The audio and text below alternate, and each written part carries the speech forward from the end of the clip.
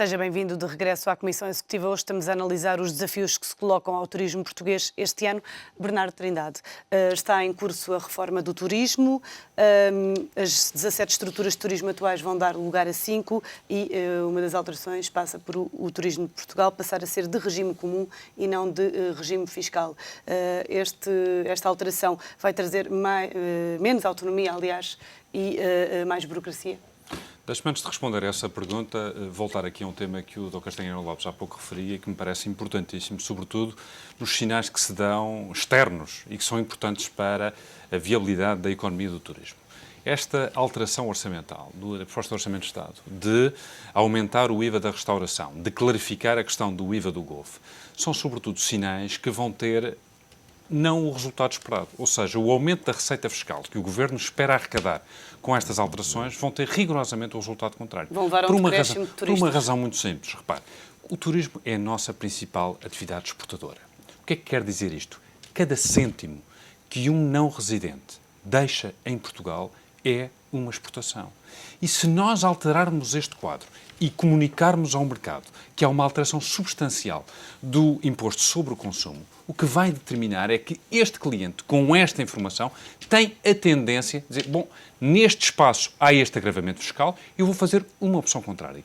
E, portanto, estas opções que o Governo teve a oportunidade de tomar em sede do Orçamento de Estado são opções, do meu ponto de vista, erradas. Porque, não, em primeiro lugar, não vão cumprir o objetivo e vão, sobretudo, fragilizar toda esta grande família do turismo que visa, sobretudo, no fundo, criando riqueza, mantendo o emprego, criando novo emprego, dar um impulso ao nosso país. E a esse respeito, as palavras que o Dr. Vítor Ramalho há pouco trazia aqui, relativamente a estes programas governamentais de apoio, digamos, a um turista de outro país, no fundo, que opta por fazer uma opção de lazer, estando já retirado, é também importante. E esta decalagem de €1 investido, 3 euros de retorno, é algo que nós devemos acarinhar e, em circunstância alguma, abandonar. O Estado português não está a ter a visão Não, o que certa. sinto verdadeiramente é que esta lógica de prioridades, de alguma forma, está desfocada, porque o resultado final, aquilo que verdadeiramente vamos arrecadar, vai com certeza ser contrário àquilo que todos nós ansiamos. Por um lado, é importante haver consolidação orçamental, mas, por outro lado, é importante que, do ponto de vista de crescimento económico, e da nossa capacidade, sobretudo, de solver os nossos compromissos internacionais, designadamente liquidar os empréstimos que, no fundo, nos foram feitos, temos que, no fundo, ter capacidade de crescer. E estes sinais, via impostos, não vão nesse caminho. Relativamente à questão da reforma, estas matérias foram sucessivamente debatidas. Diz a Sandra, nós passamos de, anteriormente, 30 entidades regionais para as 11 atuais. E este Governo quer ainda avançar um pouco mais nessa matéria. E isso parece-me, obviamente, muito positivo. Eram entidades a mais, pergunto-lhe. Enfim, na altura que tivesse a responsabilidade, objetivamente, entendo que esta matéria deve continuar a ser discutida e é importante que se faça em estreita ligação com o setor. Chamo a atenção de um aspecto que é sempre importante. Não bastam muitas vezes os anúncios, é importante também perceber um pouco a própria regulamentação, perceber verdadeiramente se estamos hoje a falar de associações de direito privado, que são aquelas que são responsáveis pela promoção externa. Estamos a falar de entidades de direito público, nomeadamente as entidades regionais que são responsáveis pelo turismo interno, perceber como é que estas questões no fundo convivem umas com as outras, perceber um bocadinho também as implicações ao nível dos próprios quadros de pessoal, porque temos regulamentações diferentes e, portanto, ouça, esse é um caminho que vale a pena percorrer e acho que é importante que o Governo assuma isso como prioritária. Outra questão que a Sandra levanta, e essa a mim parece-me mais preocupante, que tem que ver com esta alteração da Lei Quadro dos Organismos Públicos e sobretudo, com a passagem, não diria bem passagem, porque verdadeiramente o Turismo de Portugal nunca foi um instituto de regime comum, foi sempre um instituto de regime especial, com a capacidade e com a flexibilidade de intervir em domínios tão importantes como, nomeadamente, a promoção, que o Castanheira Lopes há pouco referia,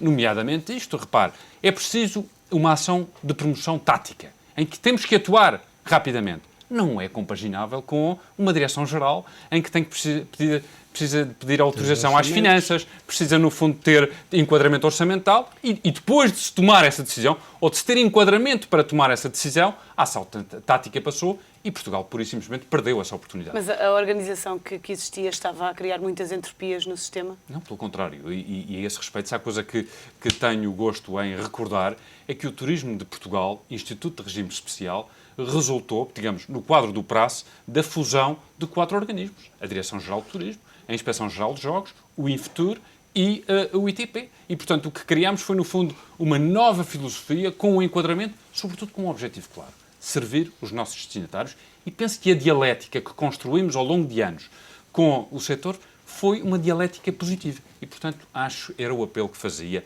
e o apelo que faço de forma completamente sincera.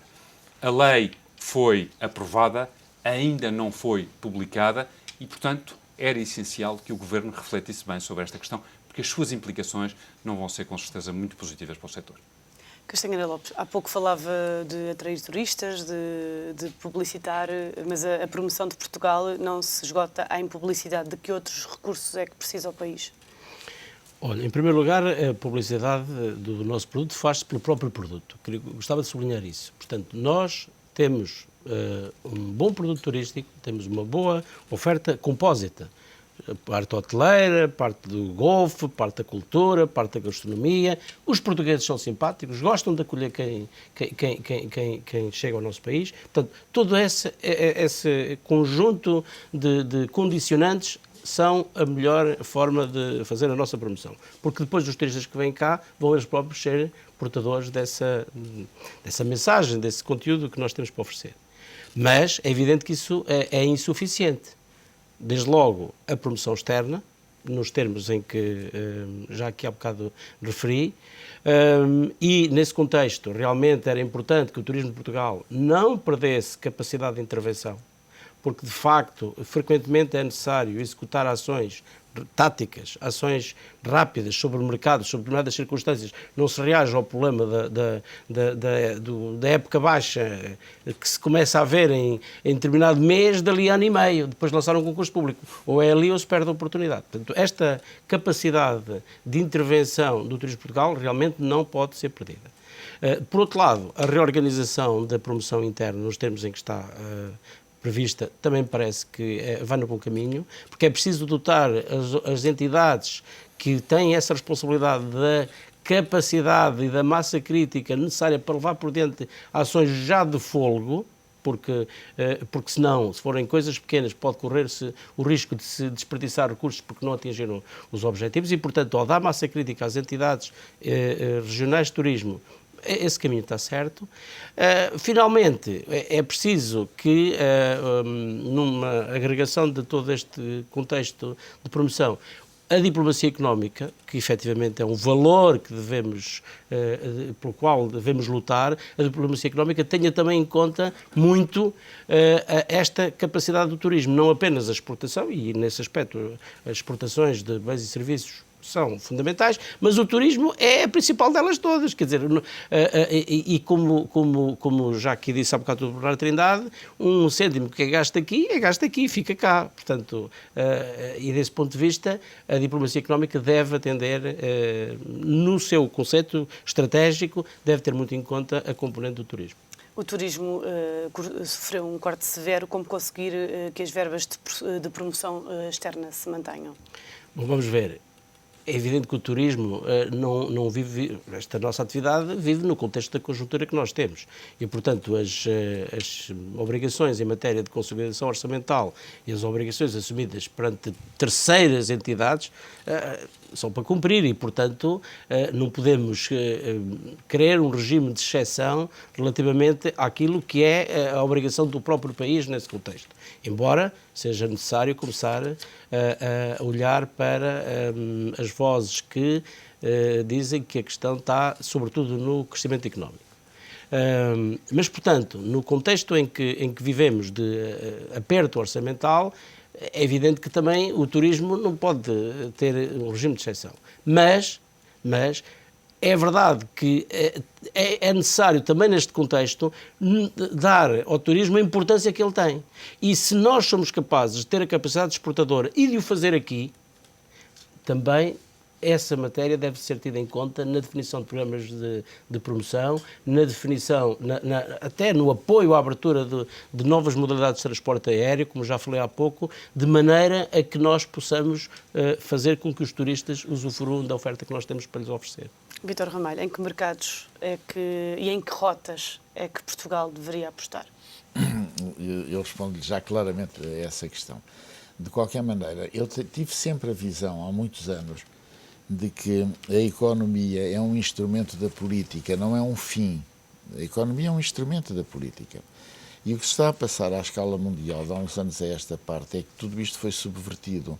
Nós passamos a ter uma visão economicista das coisas, como se ela fosse o objetivo último do ser humano, o que condiciona de uma forma determinante a esperança. Portanto, nós temos que, numa perspectiva global, pôr a política à frente da economia. E pondo a política à frente da economia, temos que traçar objetivos para o próprio país que se integra hoje na União Europeia.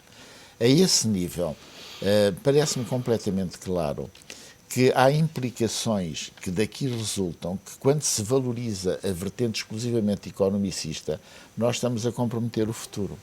Que o Sr. Doutor disse muito bem que nós temos que avançar para novas rotas, relativamente aos próprios destinos dos objetivos turísticos, dos mercados-alvo. Eu pergunto-me a mim mesmo como é que a diplomacia económica vai poder funcionar se, porventura, os instrumentos económicos fundamentais, que são as empresas estratégicas do país, que todos os países preservam, do domínio público, nós, alienando-as todas, conseguimos ter essa estratégia política com objetivos claros, nomeadamente a própria TAP. Tenho as maiores dúvidas que isso possa ocorrer. Porquê? Porque é uma empresa absolutamente estratégica neste sentido. Como é, a meu ver, a própria ANA e outras empresas. Não vou aqui estar a dinamizar, portanto, há aqui, da parte da Europa, da Troika, e, portanto, por consequência disso, todo este mecanismo que estamos a ter e que felizmente se começa a inverter, uma visão completamente economicista da realidade e, sobretudo, financeira, que sobrepõe a tudo o resto, sobrepõe-se à política, sobrepõe-se a tudo. Portanto, esta é a primeira questão de fundo. Porque só esta questão é que nos dá a visão da estratégia. E das rotas, repego naquilo que eu lhe disse inicialmente. O que é que este país tem de mais-valia a dar à Europa e que tem que pôr em cima da mesa como processo negocial? A realidade lusófona e a realidade ibero-americana. Para termos a noção política das coisas, é impensável a Espanha negociar cimeiras autonomamente com a América Latina. Ela tem necessidade de integrar Portugal para ser uma relação ibero-americana. Portanto, esta realidade política lusófona ibero-americana, e obviamente num país enquadrado na Europa, deve ser o centro dos mercados a procurar. Obviamente a Europa, onde estamos, e isto já foi referido de uma forma muito clara, jogando também muito, a meu ver, com a diáspora e com a consciência da realidade sociológica da Europa, que é um continente envelhecido.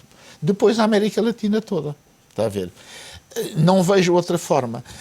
Se nós conseguirmos articular estas duas vertentes, Europa, África, América Latina, Europa e América Latina sobretudo, por razões óbvias neste momento, estamos a jogar naquilo que é o objetivo até estratégico de futuro do país, está a ver?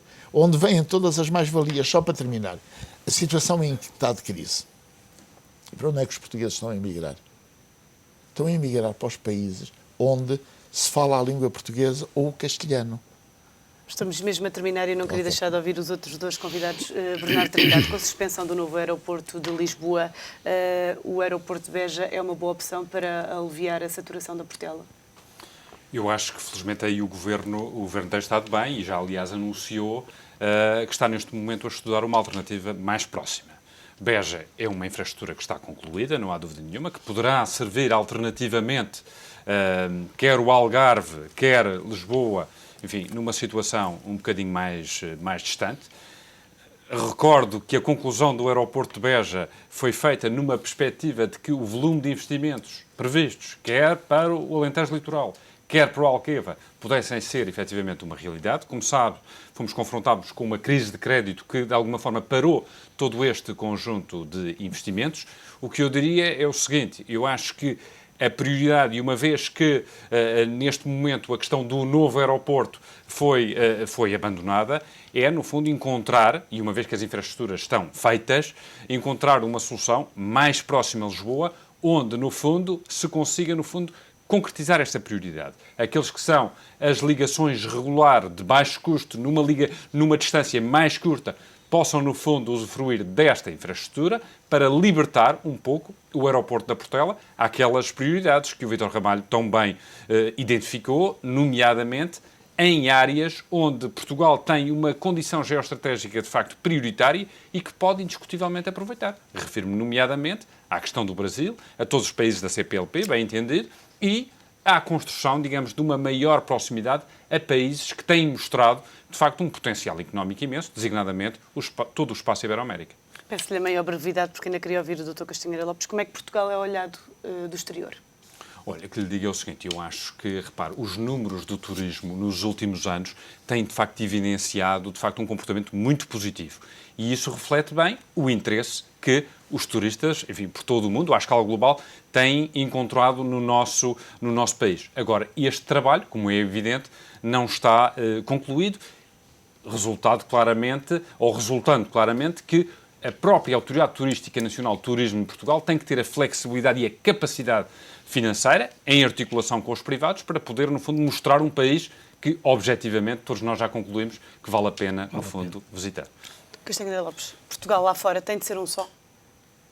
Portugal A imagem de Portugal. Portugal lá fora, penso que já é um só. E penso que tem uma boa imagem, e aliás isso resulta do facto, se nós virmos a posição que Portugal ocupa como destino de turistas face àquilo que é, digamos, a sua dimensão, é apelativo relativamente aos mercados de emissões. Portugal tem sabido conquistar turistas nos mercados tradicionais, designadamente Europa e norte-americanos, mas também tem sabido conseguir novos mercados nos novos países de desenvolvimento. E isso mostra bem que Portugal é um só e vale a pena. Para resumir, quais são os grandes desafios que o turismo português tem pela frente este ano? Para mim, volto à minha primeira intervenção, os grandes desafios que Portugal tem é ter maior promoção melhor direcionada nos mercados onde estão os turistas, e os turistas existem, porque ainda recentemente estive num destino turístico estrangeiro que estava cheio, portanto os mercados continuam a emitir turistas, continuam a haver turistas, e portanto nós precisamos de promover Portugal, reforçar a promoção nesses mercados e conseguir que os turistas cheguem cá. Através do transporte. Castanheira Lopes, Vítor Ramalho, Bernardo Trindade, muito obrigada pela vossa presença nesta Comissão Executiva. É com o turismo que chegamos ao fim da última Comissão Executiva da semana. Amanhã acompanhamos o debate quinzenal no Parlamento, onde o Primeiro-Ministro vai prestar esclarecimentos sobre as secretas, a pedido do PCP. Voltamos na segunda-feira. Até lá, bom dia.